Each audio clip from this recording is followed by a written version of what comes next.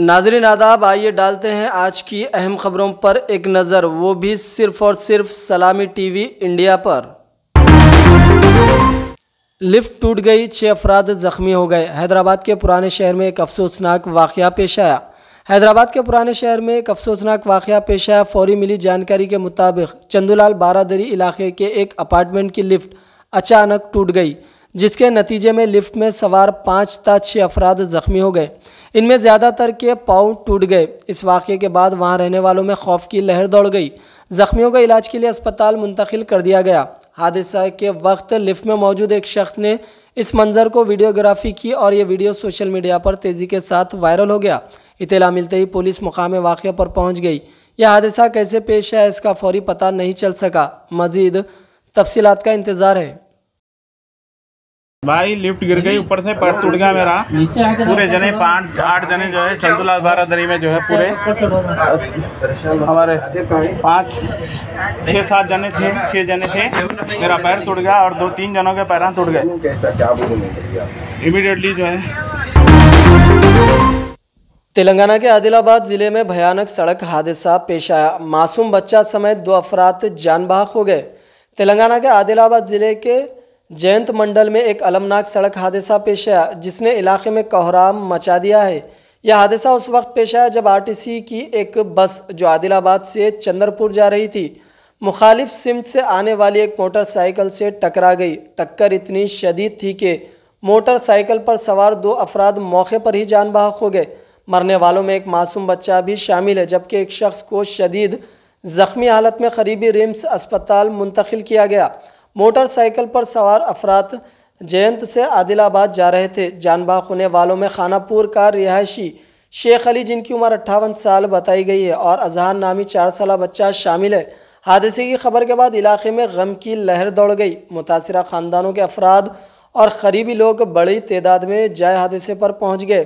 Police ने मौके पर पहुँचकर हादसे की तहकीकात शुरू कर दी और ज़ख्मी शख्स की हालत पर नज़र रखी जा रही है। यह हादसा ट्रैफिक कवानीन की खिलाफ वर्जी और तेज़ रफ्तारी की मुमकिन वजह से पेश आया, जो हमेशा ज़िंदगियों के लिए ख़तरा बन जाती है।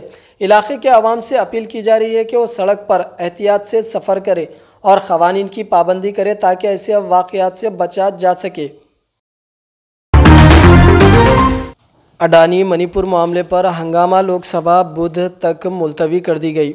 लोकसभा में अडानी और मणिपुर के मामले पर बहस कराने की मांग के हवाले से अपोजिशन के हंगामा आराई के बाइस 2 बार के खलल के बाद ऐवान की कार्रवाई बुध की सुबह 11 बजे तक मुलतवी कर दी गई। जैसे ही दोपहर 12 बजे ऐवान दोबारा शुरू हुआ, अपोजिशन अरकान ने खड़े होकर अडानी और मणिपुर के मामले पर शोर मचाना शुरू कर दिया और प्रेजेंटिंग ऑफिसर संध्या राय ने नज़्म व ज़ब्त बरकरार रखने की अपील का कोई असर ना देखकर कार्रवाई 27 नवंबर तक मुलतवी कर दी। मंगल को यौम दस्तूर पर दोनों ऐवानों की खुसूसी मीटिंग होगी।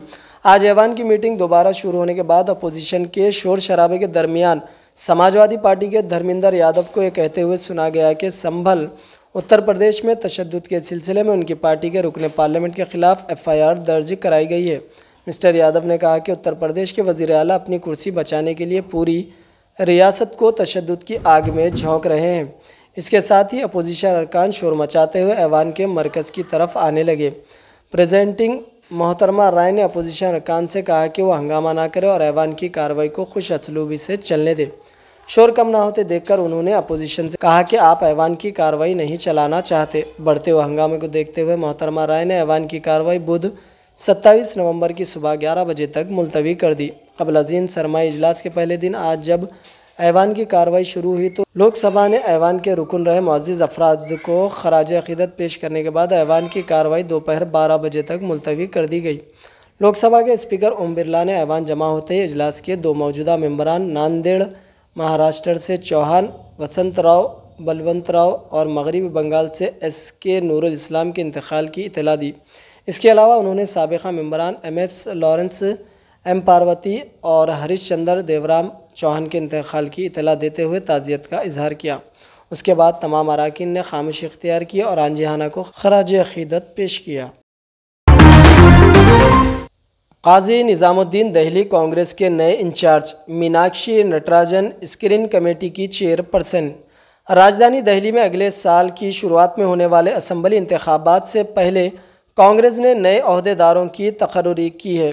पार्टी के जनरल सेक्रेटरी तंजीम के.सी. वेणुगोपाल की दस्तखत से जारी हुक्मनामे में कहा गया है कि कांग्रेस के सदर मल्लिकार्जुन खड़गे ने दीपक बाबरिया को दिल्ली कांग्रेस के जनरल सेक्रेटरी ओहदे से आज़ाद कर दिया है। उनकी जगह पर काजी मोहम्मद निज़ामुद्दीन को दिल्ली का नया AICC इंचार्ज बनाया गया। काजी निज़ामुद्दीन कांग्रेस के सीनियर रहनुमा हैं। वो उत्तराखंड के मंगलूर असम्बली हलके से MLA हैं। उनके वालिद काजी मोहम्मद मोहिउद्दीन उत्तराखंड के पहले प्रोटेम स्पीकर थे। काजी निज़ामुद्दीन कई रियासतों में कांग्रेस के इंचार्ज और शरीक इंचार्ज के तौर पर काम कर चुके हैं। वो राजस्थान रियासती कांग्रेस के भी शरीक इंचार्ज के तौर पर काम कर चुके हैं। कांग्रेस ने असेंबली इंतखाबात के पेश नज़र उम्मीदवारों के इंतखाबात के लिए स्क्रीनिंग कमेटी की भी तश्कील दे दी है।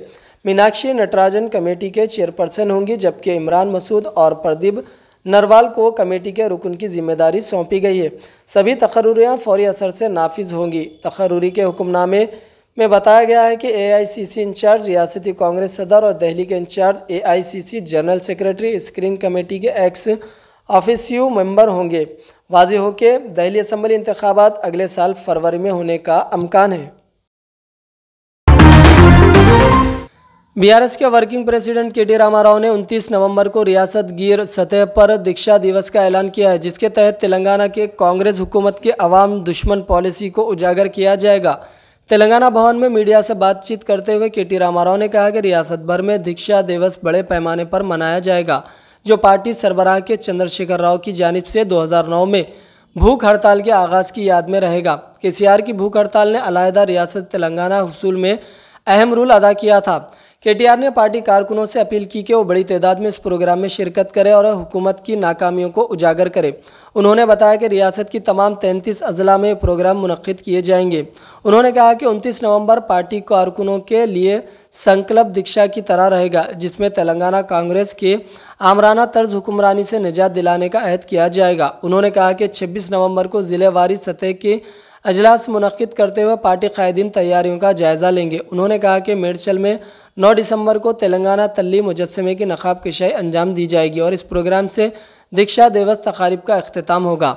9 नवंबर 2009 को KCR की भूख हड़ताल निम्स में जारी थी और इसी दिन मरकज़ में बरसर इख्तिदार UPA हुकूमत ने अलहदा तेलंगाना रियासत के क़याम का वादा किया था। KTR ने बताया कि 9 दिसंबर को रियासत भर में बड़े पैमाने पर गरीबों को खाना खिलाया जाएगा। दर्जा हरारत में नुमाया कमी, आइंदा दिनों में सर्दी की लहर में इजाफा। रियासत तेलंगाना में दर्जा हरारत में नुमाया कमी की वजह से महकमा मौसमियात ने कई अजला जैसे आदिलाबाद, कमरमभीम, मंचिरियाल, मेदक, निर्मल, संगारेड्डी और वरंगल के लिए येलो अलर्ट जारी किया है। इन अजला में आइंदा चंद दिनों में दर्जा हरारत 11 डिग्री सेल्सियस तक पहुँच जाने का अमकान बताया गया, जबकि हैदराबाद को अलर्ट के तहत नहीं रखा गया। शहर में सुबह के औकात में धुंध की कैफियत का मंजर देखा जा रहा है। शहर में दर्जा हरारत में नुमाया कमी होने का अमकान जाहिर किया। हैदराबाद के मामड़पल्ली में सबसे कम दर्जा हरारत 14.6 डिग्री दर्ज किया गया।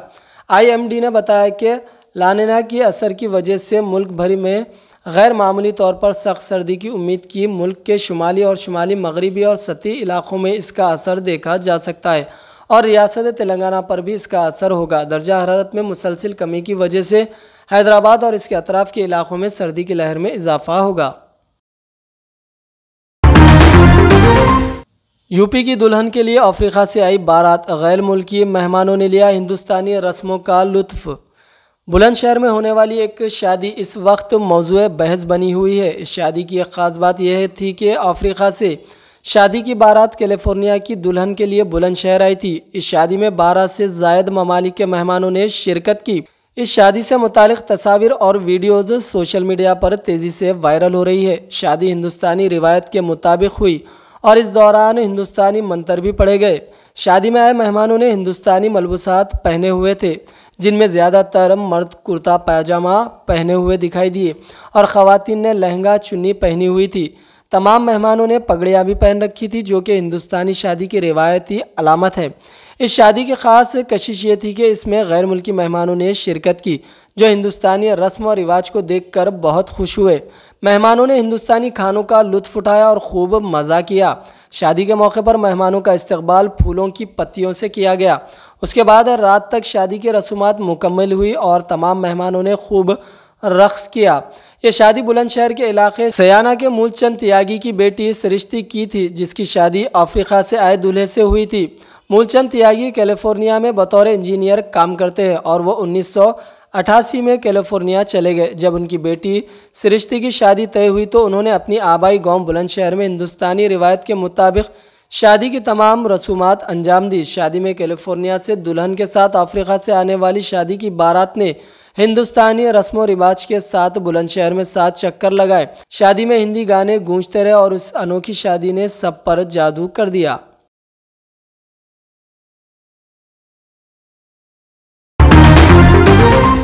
शौहर कर रहा था खुदकुशी, बीवी ने रोकने की बजाय बनाया वीडियो, और आगे क्या हुआ आप इसमें सुनिए। रियासत महाराष्ट्र के थाने में एक चौंका देने वाला वाकया पेश आया। वागला स्टेट के इलाके में रहने वाले शौहर और बीवी में अक्सर व बेशतर झगड़े हुआ करते थे। पुलिस के मुताबिक 20 नवंबर की रात 29 साला शौहर ने अपने घर में फांसी ले ली। पुलिस ने बताया कि जिस वक्त ये वाकया पेश आया मुतवफ़्फ़ी की बीवी वहां मौजूद थी, लेकिन उसने अपने शौहर को रोकने और बचाने की कोशिश नहीं की, बल्कि अपने मोबाइल फ़ोन से शौहर की खुदकुशी की वीडियोग्राफी की। इस मामले में पुलिस ने मुतवफ़्फ़ी की मां की शिकायत पर उसकी बीवी के खिलाफ शौहर को मौत के लिए उकसाने और रोकने के बजाय वीडियो रिकॉर्ड करने के इल्ज़ाम में मुकदमा दर्ज कर लिया और पूरे मामले की जांच की जा रही है। हिंदुस्तान के वज़ीर ख़ारजा डॉक्टर जयशंकर ने इटली के दारुल हुकूमत रोम में हिंदुस्तानी बरादरी से मुलाकात की। उन्होंने अपने एक्स हैंडल पर लिखा, आज रोम में हिंदुस्तानी कम्युनिटी और हिंदुस्तान के दोस्तों के साथ बातचीत करना बहुत अच्छा लगा। क़ब्ल अज़ीन कल इतवार उन्होंने हिंदुस्तानी सिफारत खाने के नए दफ्तर का इफ्तिताह किया। इस मौके पर वज़ीर ख़ारजा जयशंकर ने कहा कि दो तरफ़ा शराकत दारी की मुसलसल तोसी है।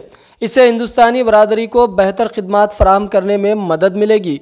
वज़ीर ख़ारजा ने ट्विटर पर कहा, आज रोम में हिंदुस्तानी सिफारत खाने की नई चांसरी का इफ्तिताह करना खुशी की बात है।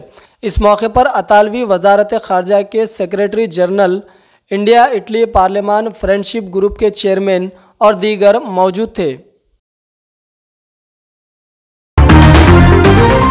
सऊदी दारुल हुकूमत रियाज का King Khalid International Airport October 2024 के लिए सऊदी एयरपोर्ट्स में सहरे फहरिस्त रहा। किंग खालिद इंटरनेशनल एयरपोर्ट वक्त की पाबंदी में दोबारा सहरे फहरिस्त, जिसने 82% पाबंदी की शरह हासिल की है। महकमा शहरी हवाबाजी ने एयरपोर्ट को 5 ज़मरों में तकसीम किया। पहला ज़मरे में इन इंटरनेशनल एयरपोर्ट्स को शामिल किया गया जहां सालाना 15 मिलियन से ज़्यादा अफराद सफ़र करते हैं।